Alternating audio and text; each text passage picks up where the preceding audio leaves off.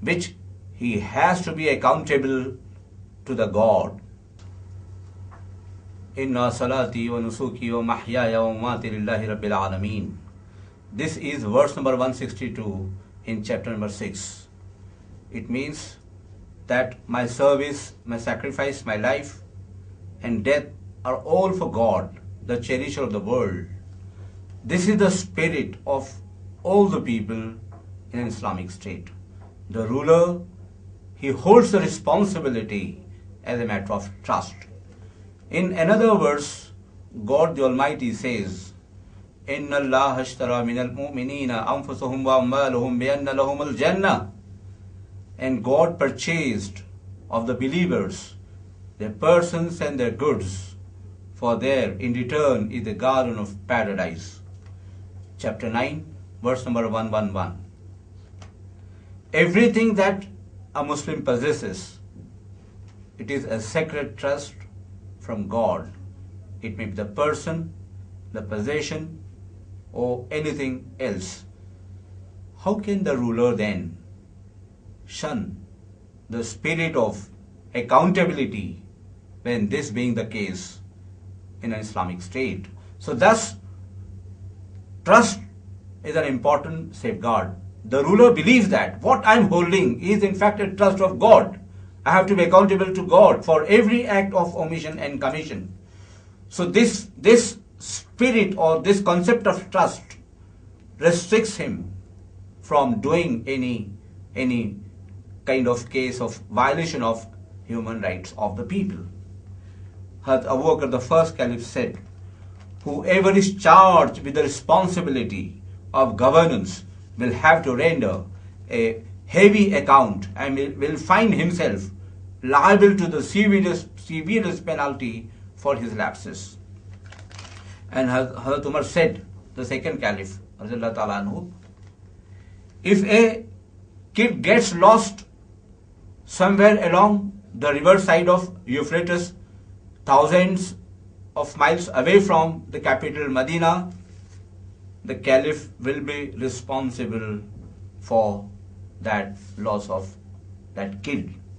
This was the spirit of trust, and with this spirit, anywhere you can think that human rights are certainly treated as sacrosanct. The third important safeguard is the concept of priority of duty. In fact, what are rights? Rights are nothing but duties of some other people. One's right, another person's duty. So, Islam believes that if all the people perform their duty properly, if they render their obligations due to them, then there will be no question of violation of any kind of rights of anybody. So, Islam attaches too much importance to the spirit of duty. If you read the Holy Quran and the Ahadith, you'll come to know that Islam gives too much importance to duty.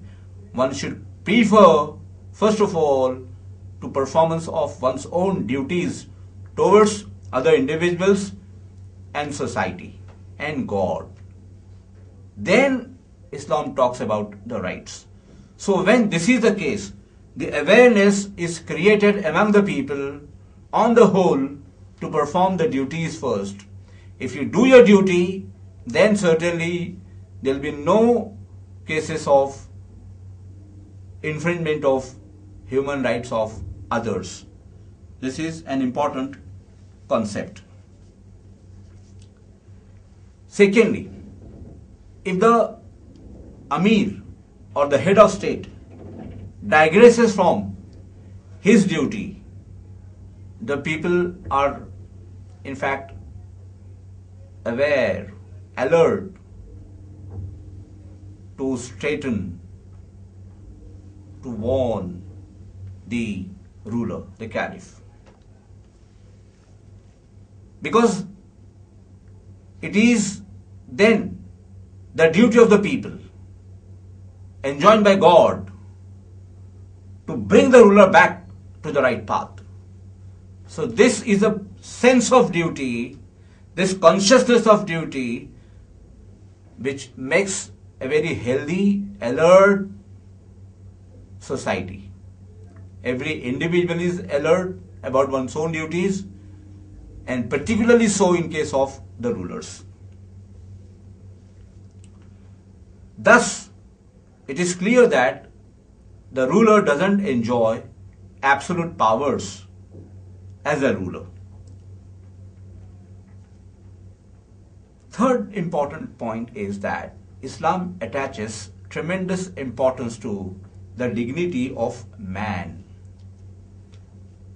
Quran says that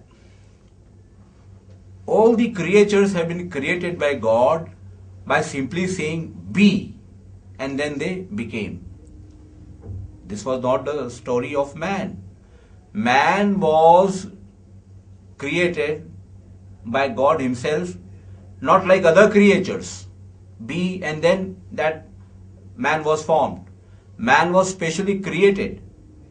So the procedure of creation of man was different. It shows the importance of man, the status of man.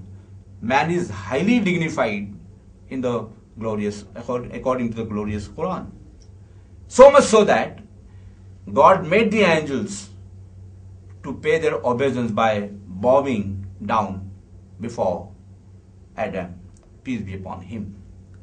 So this shows the dignity of man, the third important aspect as a safeguard to the human rights of man. Fourthly, apart from that, purge of leadership, another safeguard. Islam provides that any person who has no ambition, no desire whatsoever to hold any post is eligible to hold that post. The person who has even the slightest of desire, greed, or lust, or wish to hold any post, he is regarded as the most unfit person to rule. He is ineligible for his job. The first important thing is that there should be no desire to hold any post or any position of authority or power.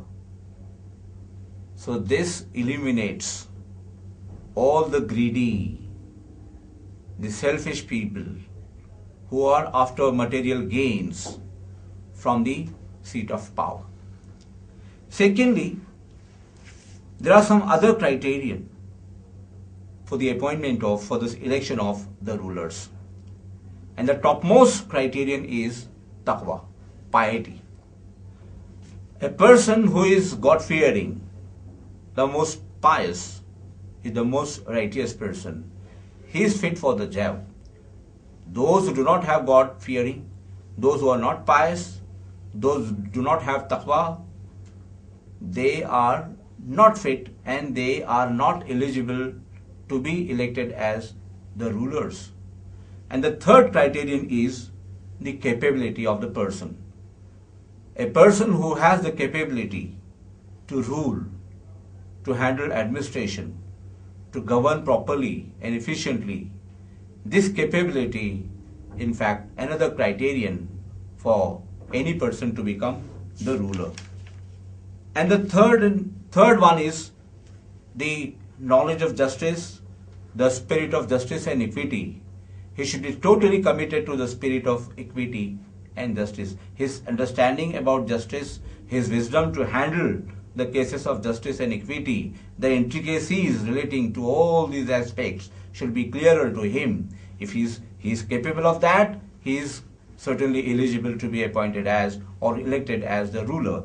And fourth one, of course, is the wisdom and administrative capacity. This is another important requirement to become the ruler. So thus, a ruler is one who is equipped with all the necessary qualities to become the ruler, in which, of course, the first one and topmost is that he should not have the slightest desire to become the ruler. He is treated as misfit. The next safeguard for human rights in Islam is the limit